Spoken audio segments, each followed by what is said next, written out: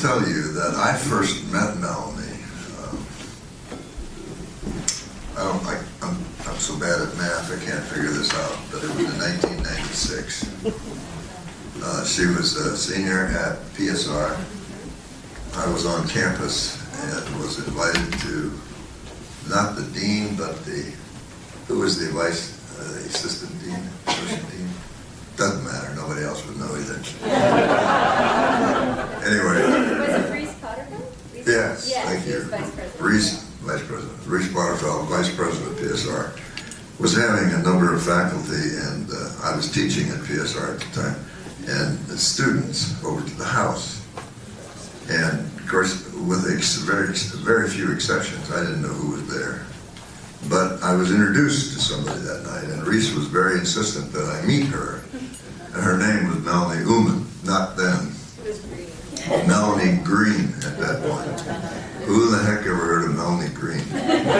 Well, I found out that night that she had just won the senior class preaching contest, or whatever, the top preacher in the PSR graduating class. And I said, ooh. And then shortly thereafter, I heard that she was going to First Congregational Church Eugene, where I had been.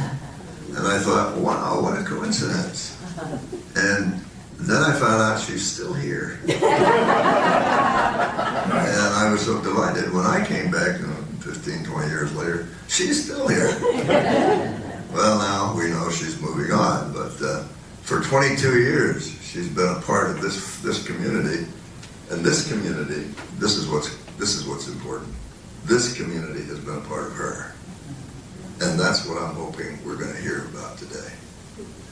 How you all have made her into the person she is.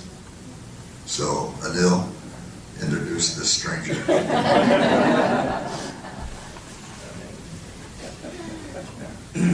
I mean, you all know me well enough that I will have to probably pause in between a little bit. So, I was told to keep it brief because I could probably write a book, but that's her story, right?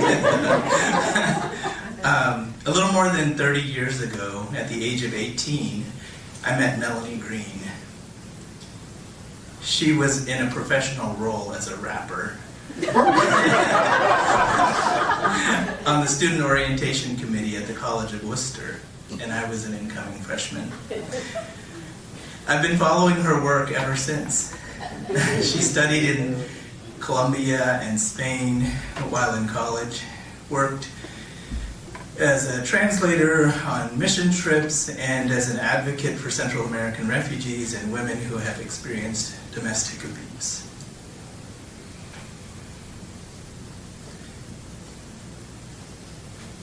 She was even once arrested for civil disobedience and invited into the very same White House, in front of the White House, and invited into the very same White House to advocate for adult literacy during the Bush administration. One of the things that I learned was that she had a deep sense of call to the Christian ministry, since her teenage years even, which eventually had me packing my bags and following her from the Midwest to the East Coast and then to the West Coast. Even though I arrived on the West Coast before her, I was actually following her. I was trying to head her off at the pass. So on the West Coast, she studied theology, became a mom, and then a pastor at FCC Eugene. I do not need to tell you the work she has done here, because you all have witnessed it. But I'll hit the highlights, just a few highlights, to complete this introduction properly. Melanie Green became the Reverend Melanie Oomen here when she became a pastor. And her work in this context spans her work with the youth group, Justice and Witness Ministries, starting Peace Village, implementing and sustaining comprehensive sexuality education ministry, immigrant rights advocacy,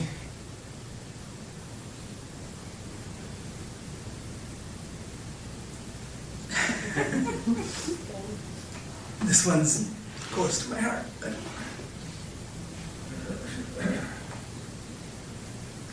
I'm almost done. So, immigrant rights advocacy and nurturing the vision and realization of the housing initiative with many of you. I have seen her work on a Mobius strip where the inside and outside are infinitely connected and integrated. The Reverend Melanie Oomen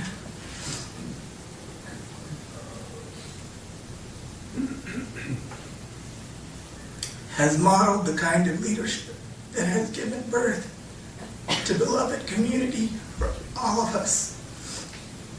It is with great pleasure and lots of tears that I introduce to you my partner and best friend, but most importantly, my accomplice in bringing a little more light into the world, the Reverend Melanie Oomen.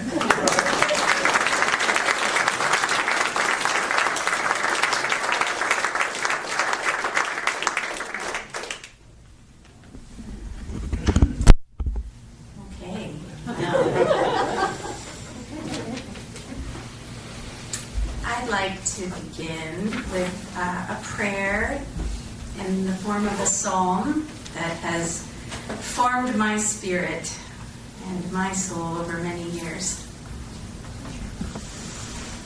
Creator, this is Psalm 139. Creator, you have searched me and known me. You understand everything I do.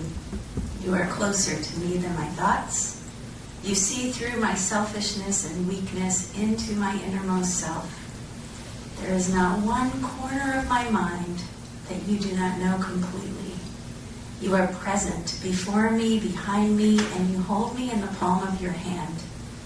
Such knowledge is too awesome to grasp, so deep that I cannot fathom it. Where can I go from your spirit? Where can I flee from your presence? If I take the wings of the morning and fly to the ends of the sea, even there your hand will guide me, and your spirit will give me strength. If I rise to heaven, I meet you. If I lie down in hell, you are there. If I take the wings of the morning and settle at the farthest limits of the sea, you are there in your infinite compassion, and my heart rejoices in your joy. You fashioned my inward parts. You knit me in my mother's womb. My soul was not hidden from you when I was being formed in secret, woven in the depths of the world. How can I keep from praising you? I am fearfully and wonderfully made, and all your works are marvelous. Amen.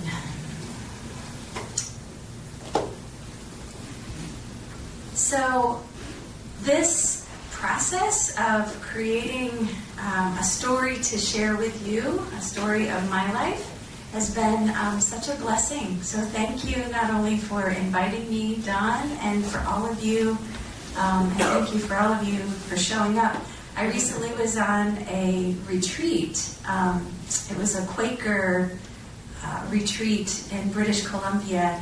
And the practice of the entire week was about speaking, but not for the hearer to understand, but in the value of being heard.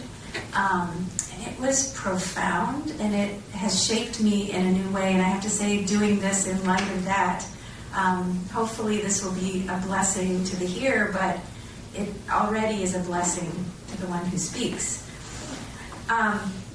So I'm 52 years old. So that's a lot of years and a lot of stories, and I love to tell stories. So wow, was this a process to pare it down. So, and Anil even hit on a few things I'm not going to talk about, so thanks, that was great. So a few more details in there. But I want to set the stage, and all of this is pointing, I guess, to the events of my life that have formed me as a person of faith, as a follower of Jesus, and has formed me as a minister. So that was the lens through which I was looking at my life, of the formative moments along the way. And some of them are moments that I can point to, and I'll share a few of those. And some of those are, as you all know, just like water, what over time forms us and shapes us into the people we are.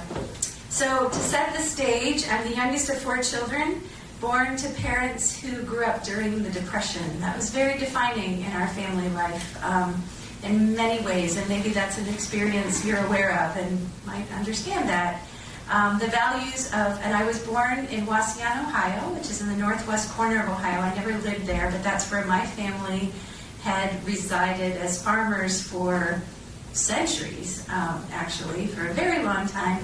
And it was the tradition in our family for us all to return to Grandma's house. I wasn't actually born in Grandma's house, but we all went back to Grandma's home to be born. So all 4 of my siblings were born there, though none of us lived in Wauseon. I actually grew up on a farm 6 miles outside of Adrian, Michigan, which is about an hour and 15 minutes southwest of Detroit. Farming and factory community, kind of a very farming community that because of Detroit and all the industry, lots of factories. I was raised with values of hard work, the value of money, and that family was central. I was raised with great suspicion of intellectual pursuits.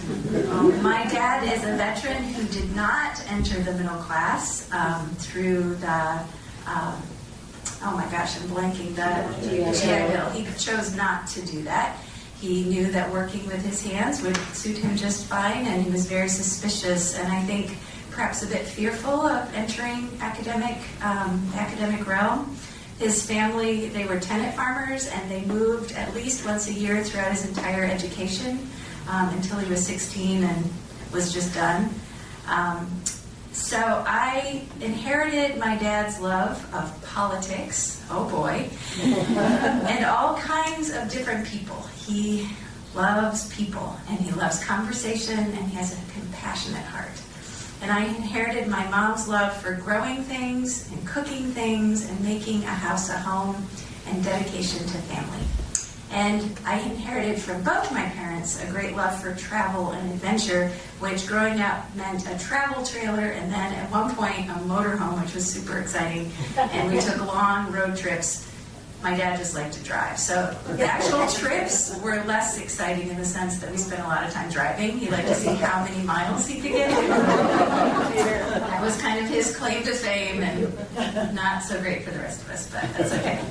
I was the youngest of 4, and that is kind of a thing, I think, being the youngest of 4, because you're, I think, a wiser, better person for being at the tail end. A lot of accumulated education, I guess, along the way. And also, I think one thing that shaped me from the very beginning was that I was adored by my siblings. My parents were very busy. It was really my siblings who raised me. And their adoration, I think, from the very beginning, I felt beloved. And that has endured for me. My parents worked really hard. My dad sold welding supplies during the day, and he farmed at night. And my mom worked 24/7. I mean, they just worked all the time. My mom was a farmer, and she raised all our food and raised all our meat and raised us and sewed our clothes. I mean, the whole thing. She did everything. It was kind of amazing, and they were quite a team, and they still are, although, you know, they're at a different stage of life, but definitely a good team. There was no discussion of thoughts or ideas in my household. It was all about what work had to be done. Another defining piece of my childhood and, you know, my life, as anybody who lives with a family member with addiction, is that I have an older brother, 9 years older, who was and is drug addicted. And I think for my parents who came from that culture of survival in the Depression and to parenting through the 50s, began parenting in the 50s, 60s, 70s. I graduated from high school in 1985. A lot of societal transitions that I think in the context of the small farming community we grew up in, there wasn't a lot of capacity for absorbing a lot, so there's a lot of isolation, a lot of not knowing how to deal with his addiction, the violence that resulted from that. And that was really defining for me as a child in our household. Childhood was very lonely for me.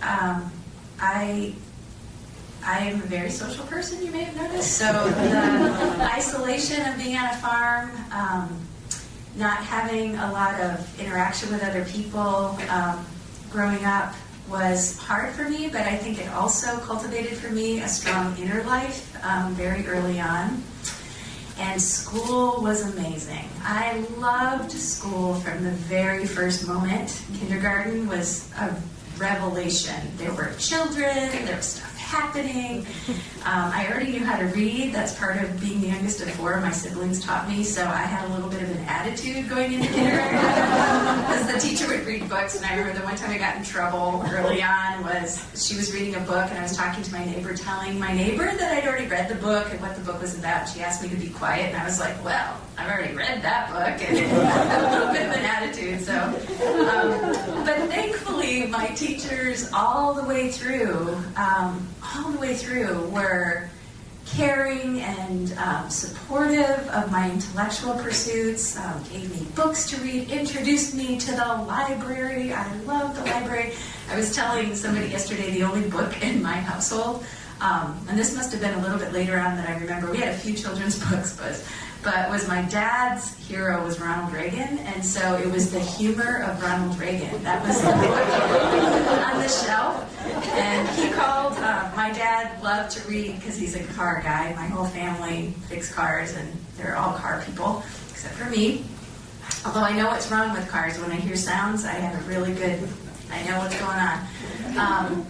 But he loved magazines, so he calls them books to this day. The kids always say, well, Grandpa calls magazines books, but yeah, they were books. So the only people I knew who had gone to college were my teachers. So I thought I wanted to be a teacher. The whole time I was growing up, I always told everybody I was going to be a teacher. One moment on my, so that's kind of the shaping, I guess, of my young life. A moment that stands out for me in my spiritual journey. I spent a lot of time, there were fields all around our house, of course, because it was a farm, and there was a woods and back that I played in a lot, and there was a pond in the winter I would clear it off and go ice skating for hours, and by myself. I think now, like, oh, I could have fallen through the ice, but I guess I didn't. But I spent a lot of time in that woods, and sometimes it was mostly really joyful, lots of imaginative play. I would play out stories and so forth in my mind, and build things, and just played in the forest. But it was the woods, it wasn't the forest. It's different in the Midwest, it's the woods.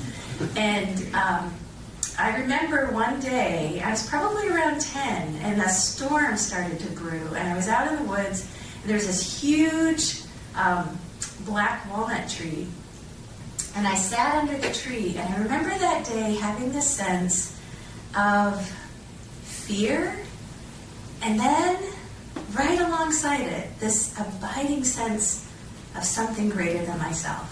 And I really point to that moment of a very conscious awareness of the presence of the sacred, the presence of the holy, the presence of God. And something shifted in me in that moment, but fear was right alongside it. So even though a lot of us, I think, kind of are confused by those phrases in Scripture when it talks about the fear of God, like I always think back to that moment, and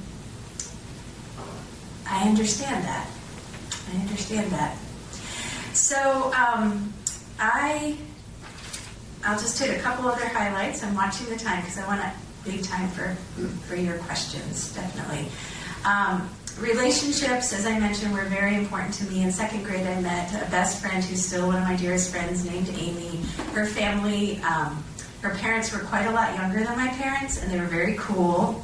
Her mom told me where babies came from. She read me the book, and that was really helpful because nobody had mentioned anything about, bodies and how babies are made or any of that, so I'm really grateful to her.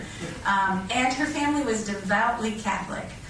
And so if I spent the night on Saturday night, I got to go to church with them on Sunday morning. So conveniently, I usually spent the night on Saturday night. So I went to Catholic Mass pretty consistently in those years until Amy left. Her family moved to Wisconsin when we were in 8th grade. And her mom even started talking to me about possibly becoming Catholic, and at that point their family transitioned. So, but I had such a deep sense. I think the thing that really appealed to me, and this partly comes out of that place of isolation, is I wanted to be part of a tribe. I wanted to have a community, and I loved, the crossing yourself, but I wouldn't do it because I thought, well, I don't really belong here. But there was such a yearning, and the beauty of the music and the mass. It was very formative for me. I was definitely formed by our society's struggles with race. I grew up in a community. I felt like I had a split life, because at home there was a lot of, and in my extended family, a lot of bigotry, a lot of overt, I wouldn't necessarily call it racism, because we were all of a similar social class, and people worked together in the factories and the farms. There wasn't a lot of power over, and that's a whole other conversation. It was a different dynamic, I think, than what we maybe experience in this middle class community that we live in. But there was a lot of overt bigotry. I knew who was in and who was out. But at school was great. I had all kinds of friends of all kinds of backgrounds, and I grew up in a very racially diverse community, especially middle school and high school. And some of my dearest friends, my first boyfriend, were people of color, but I did not bring them home. It was really clear to me that I was welcome in their homes, but I did not want to risk the danger of the kind of bigotry that I knew existed in my family. So, I feel really grateful, and it's a big reason why I'm such a supporter of public education, that I just feel like there's an opportunity for people of all walks of life to have meaningful relationships, and I feel so grateful for growing up in the community I did, and for coming to understand the things that I came to understand. So during my teen years, I was one of those nerdy kids that wanted to talk about Bertrand Russell, and none of my peers knew what I was even talking about. I had this deep, I don't even know why Bertrand Russell, because it's so hard to read. What was I even thinking? I don't think I really understood a lot of things, but I was such a seeker. I wanted to learn and read. And so in 10th grade, another defining moment and a defining relationship, and then I'm going to move quickly through to a little bit later in life. But I feel like this spiritual friendship with, I always loved meeting exchange students. A lot of my friends were exchange students, because I had this attraction to meeting people from different walks of life. And my best friend, 10th grade, and she's still one of my dearest friends. In fact, we were emailing this morning. It was a woman named Christina, and she's from Finland. And her family were Pentecostal. And she was the first friend I had that I could talk about religion with endlessly. And she invited me at the end of that school year to go with her and some other friends that we at our high school to a Methodist church camp. And it was there that I was invited to accept Jesus Christ as my Lord and Savior, and I did. And it was a moment of decision for me, of coming not as an outsider, walking along the outside of the Christian faith and walking with Jesus, but making a decision that Jesus is my primary spiritual teacher. I use different language now, but the decision I made that day has never wavered. And continues to be what moves me forward in my life, in my seeking and in my community connections. Okay, one more thing I have to say about high school is that I was really involved in theater, and I got to play Sandy in Grease. You knew I was going to. I did. I mean, where do you go after that? Junior year, that was my moment. It was really fun. So my young adult life was really shaped by finding Christian community. We went to the College of Worcester. That's where I met Anil. My rapping career was very short. Very short. Really bad. But another moment in that process. The other thing I just want to say, I did attend, after I became Christian, I attended various churches. And one thing that really formed me in my ministry here, working with youth, is what it's like to be a teenager going to church on your own and trying to find your way. Nobody ever knew what to do with me. They didn't talk to me. Youth leaders, it wasn't a great experience, I guess, but I was so motivated by my search, my spiritual seeking and wanting to understand the life and teachings of Jesus that kept me going. But I really appreciate in this congregation that you all interact with our teenagers and that our youth leaders have strong, mature sense of self and can really be present fully to our young people. It would have been a great thing for me. I mean, I kept going regardless, but I do have to say it's a little bit unfortunate, I guess, along the way. But going to college was an opportunity to really see Christian community in a very deliberate, grown-up kind of way. My freshman year, I was involved with a small prayer group of students, and we went, and we realized that a number of us, it was a small group, but that most of us had never been baptized. And so we connected with this intentional Christian community. This is in the middle of Ohio, and we decided to be baptized, and they invited us to come. It was like a commune, and they had a pond, and we all got dunked in the pond, and I never saw those people again, actually, but it was such a profound experience of being welcomed into the Christian family through that ritual of baptism. The thing that marked it also is it was Easter morning, which is traditionally when baptism happens in the Christian church. And the Good Friday before, my brother, the one who struggled with addiction, was arrested for dealing cocaine. And this was in the 80s, where a point needed to be made by the judges, being hard on people who have, he was drug addicted. That was the problem. It wasn't that he was a criminal, but he was dealing drugs to support his habit. And it was a very serious charge because it was a lot of cocaine.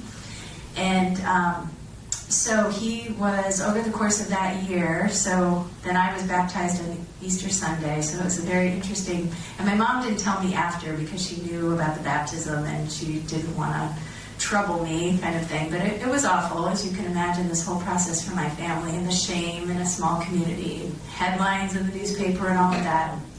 It was terrible. And he was eventually sentenced to 5 years in the state prison.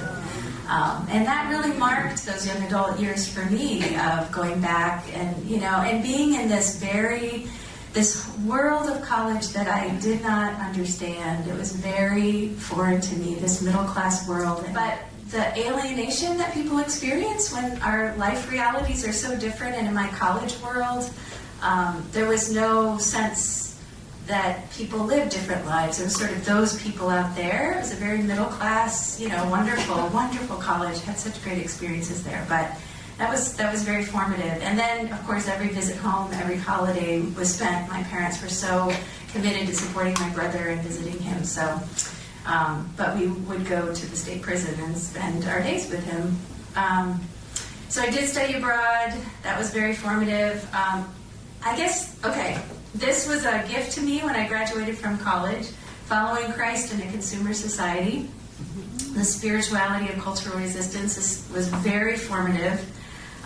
It was a Catholic Marxist analysis of our economic system and our spiritual system. It's a very important book for me and really launched me into that senior year of college. I was connected with a Catholic worker house in Cleveland and spent a lot of time there living with the poor, not serving the poor, but essentially becoming poor, joining in solidarity. And that was really formational for me as a young adult, and lots of communities along the way. My studies, I was a political science and Spanish double major, and my studies were all around social movements, particularly movements of outside of the political, constructed political sphere, particularly around women's peace movements and then the sanctuary movement in Ohio. And I actually had the opportunity, that was, church people who housed Central Americans on their way to Canada during the Central American Civil Wars. And I had the opportunity in my final project to interview a lot of those people, and that was pretty profound. Quakers and Presbyterians and all kinds of regular people who were a part of this incredible movement of solidarity and risk. So, what have I learned here? So, I had a baby. I graduated seminary. I had a baby. I found Anil very much early in the process of somebody who was my co-conspirator, definitely, to find somebody who shares your spiritual values, your life values, your values around family and commitment. I mean, how much better does it get? We could have just stopped there, and I would say I've had a good and amazing life. But then there was Kieran and Rai and Gitanjali, and all of us came as a package to First Congregational. Well, a little bit along the way, right? Kieran was first when I came here as the church to the church, but I guess a few things that I want to reflect back to you, that I have realized the opportunity of being in the role of pastor. Like, there's a lot of things that I say to people that I think are incredibly obvious and like stating common sense, but because I'm in the role as a pastor, there is a weight and a value that I have really come to appreciate, and you all have taught me that. Stating the obvious is a powerful thing sometimes, and I think along those lines, understanding the privilege we have, the incredible privilege we have, and responsibility to use that privilege on behalf of others.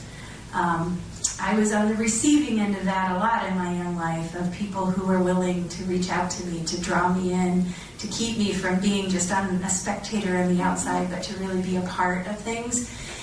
And I feel such a sense of responsibility and just joy that we all get to do that with and on behalf of others. And this community has a deep sense of that. The other thing I've really received from you all is the value of the intellect in the spiritual life. Like, I don't know what I would have done without books, and ideas and theology and Reinhold Niebuhr and like so many formative intellects and intellectual communities along the way. And that is such a strong connection for me, the heart-head connection, as I know it is for you. Here I have become very much a pragmatist, thanks to all of you, because there's always that question, so what? So what do we do with this? How does this make lives better? How does this promote healing and wholeness in our world? Whatever it is that comes along the way. I am so appreciative to be part of the United Church of Christ, and I came to the United Church of Christ as a young adult through an intentional Christian community the year after I graduated, and Anil lived in the same community the year after I did. And to find a church family as open and embracing and aware of the movements of the Spirit, and having a structure that could really accommodate that wasn't trying to block the movement of the Spirit, but was open, I feel so grateful every day. And when I see my sisters and brothers in the Methodist Church just agonizing over what's happening there, I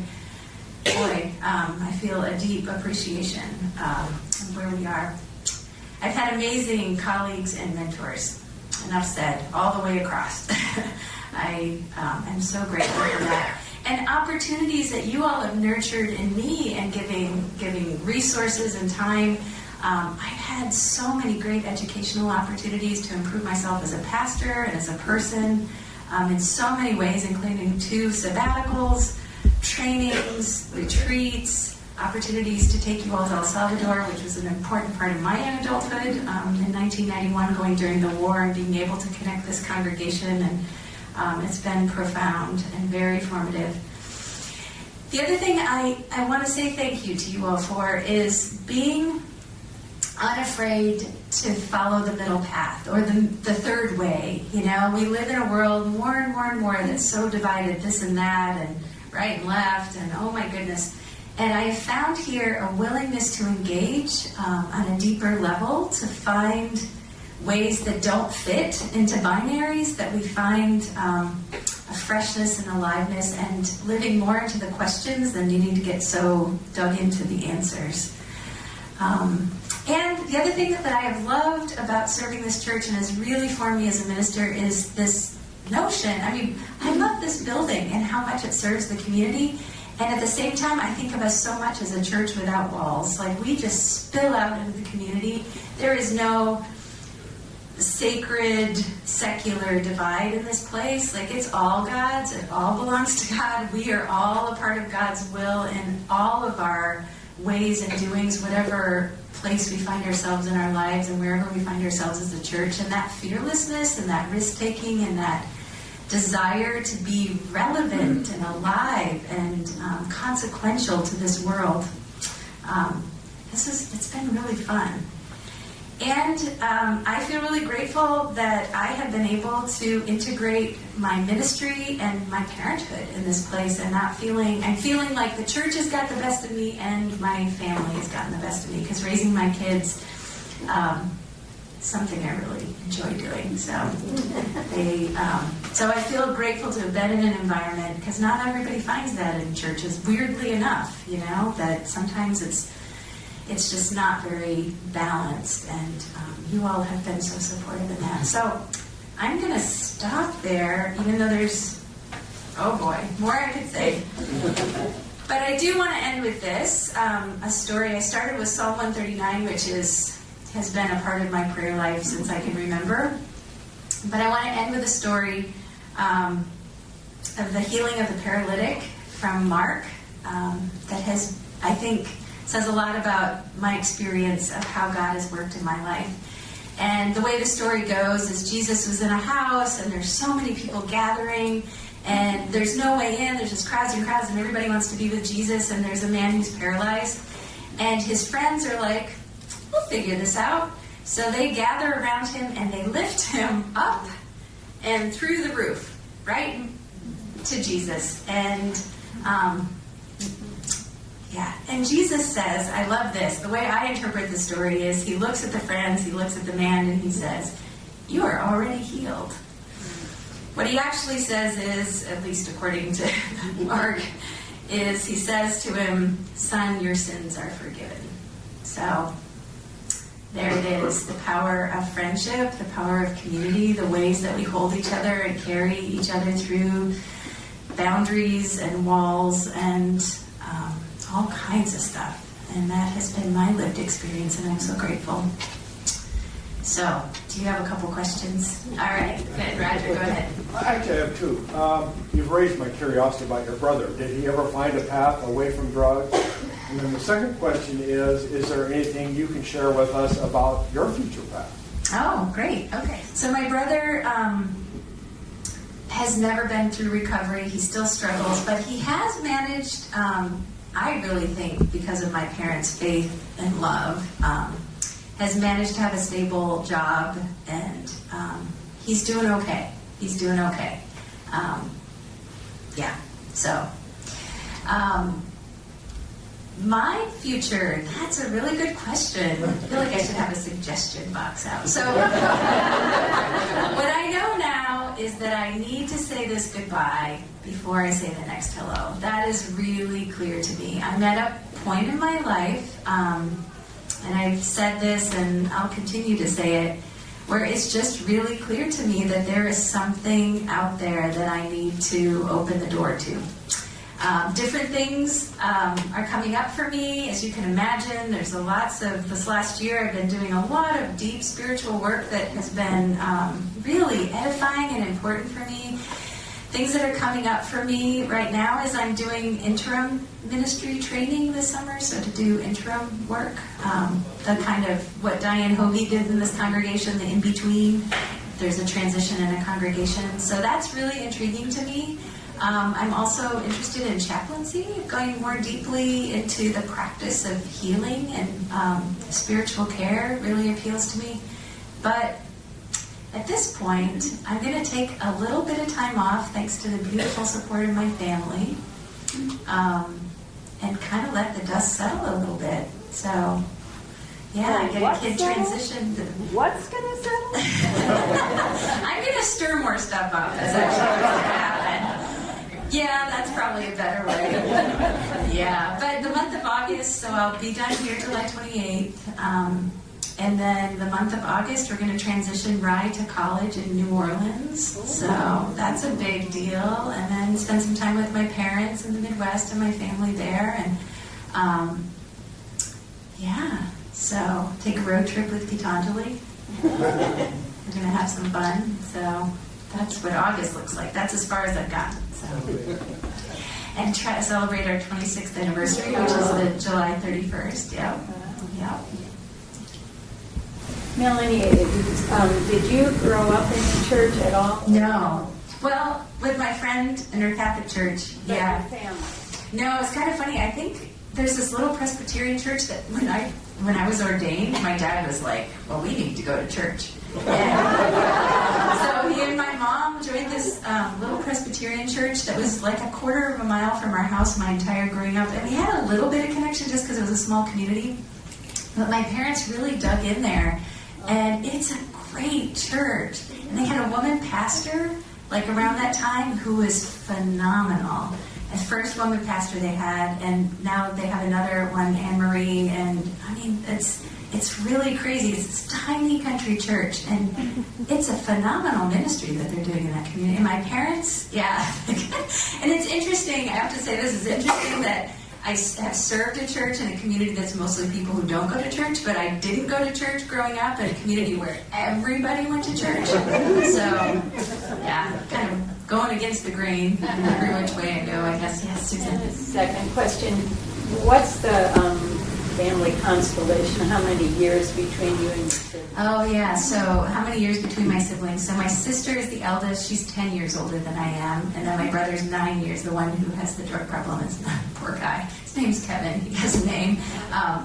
9 years. And then another brother who came 5 years later. So he's 4 years older than I am. So you're the baby. Yeah, there was some time. I mean, the brother who's closest in age to me, we were very close growing up until he hit puberty, and then he kind of dumped me. I still haven't quite forgiven him for that. We're very close. I mean, we don't talk that much, but when we do, he's kind of a soulmate brother. Yeah. Frank? How did you choose Worcester? Oh, yeah. So I had a high school boyfriend who went to Holland, to Hope College.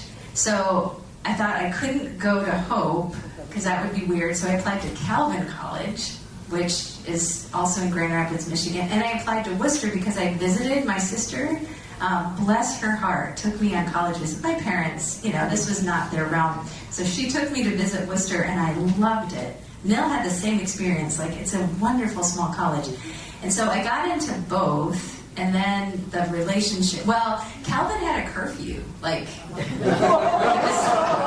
was kind of a thing. I went to visit, and I was like, my parents, I think part of the youngest of four thing is your parents kind of poop out. Like, I never had a curfew. They were just tired. If I didn't cause problems, it was fine. And I was a good kid, so for the most part, I mean, what they knew about, I was a good kid.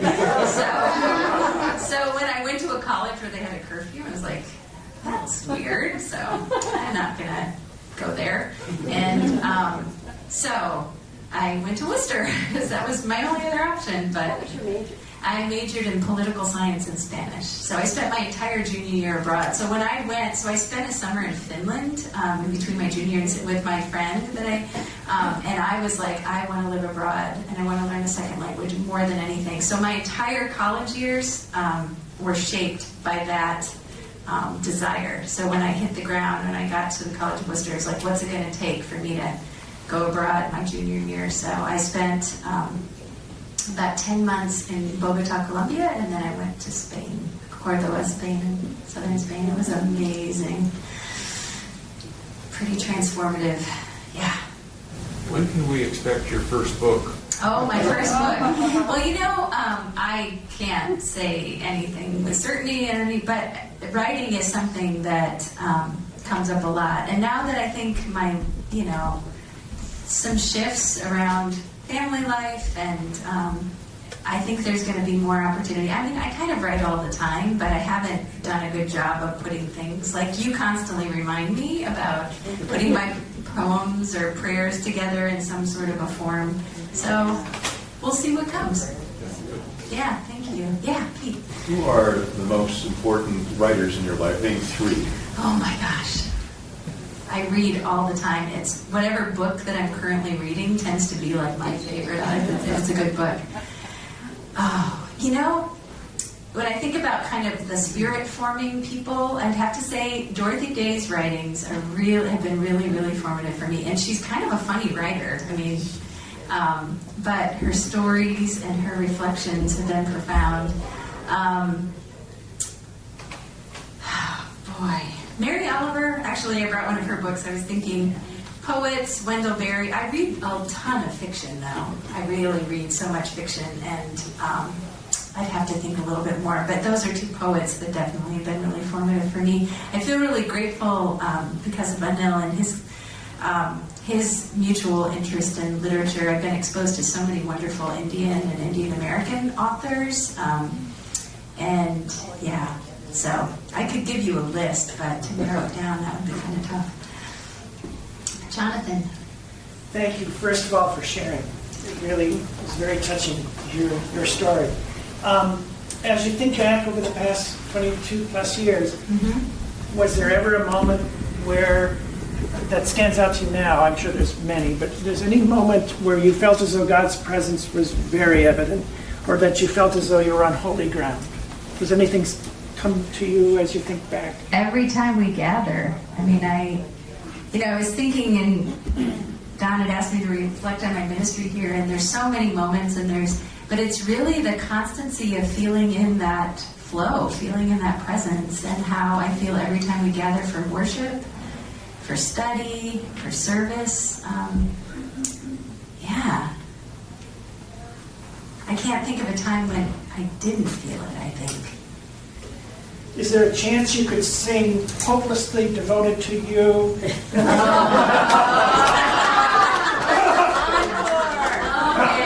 That's for July 28th. A little karaoke, yeah. Yep. I could show you my high school yearbook with pictures from Peace Star. Kids have seen them, they're just like, oh my gosh, that's so embarrassing. No, it's good. I think we have a couple more minutes if my watch is right. How did you get started with Peace Village? Where did that 2003. So there was, how did we get started in Peace Village? So there was a young woman named Wintry Witt, and she's still a good friend. She lives in Portland now, who was a Pacific University student. And she and Derek Riley and Charles, who is not here today, is he? Okay. Charles was a pastor at Lincoln City, and he's a member now of our church. He connected with these students at Pacific. They started Peace Village. Wintry was charged with going out and spreading the good news of Peace Village. So Janet and I met with her. It must have been like a year or so before 2003.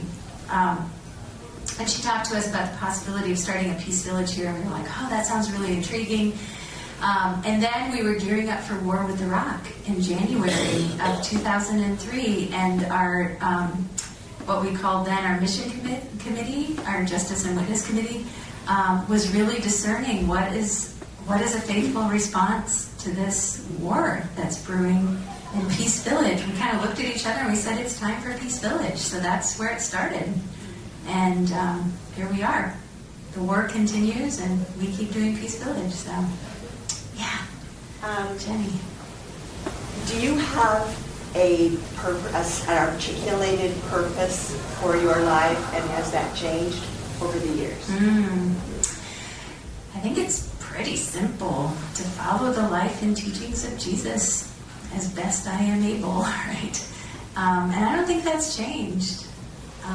It's looked a lot of different ways, but I think that guiding light, that guiding purpose has sustained me and taken me into all sorts of interesting places, including here. Maxine. When did you feel called to become a minister? Oh, so it's really interesting because I really didn't, so the Catholic Church piece, and then when I was 16, and then I was going to church every Sunday. I went to an Assemblies of God church that was very Pentecostal, and I watched the ministers, and I was like, yeah, that really speaks to me. And then I was in my freshman year of college, and I was on a retreat with a friend's home church, so it was her youth pastor or whatever. We were on this young adult retreat, and we were talking about vocation, and he asked us, in a circle what we felt we were called to do with our lives. And I raised my hand and I said, I feel called to be a minister. And he was like, no.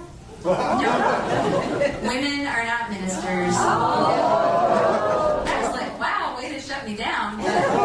But the thing was, like, even though I grew up, as I know you all know, with lots of sexism, I also benefited from the feminist movements around me. And I was like, this is partly, I think, not growing up in the church. Like, it wasn't deep for me. Like, I read scripture. I didn't, I understood, even though I was being taught a literal interpretation. Like, I had a brain, and I got it, that things had changed, and we weren't doing things exactly as they were then, or whatever. And it wasn't even clear to me. I mean, I saw lots of women in the Bible, and women doing ministry, so that didn't even really make sense.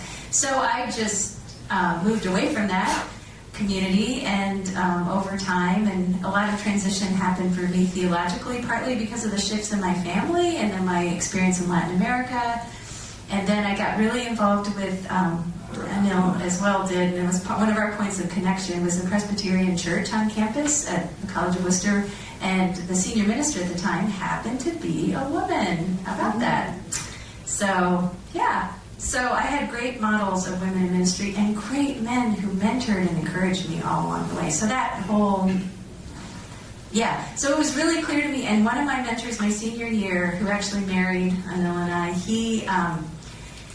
he was really talking to me a lot about seminary, but it was really clear to me I needed a few years before. So I went to Washington, D.C., and that's when I found the United Church of Christ.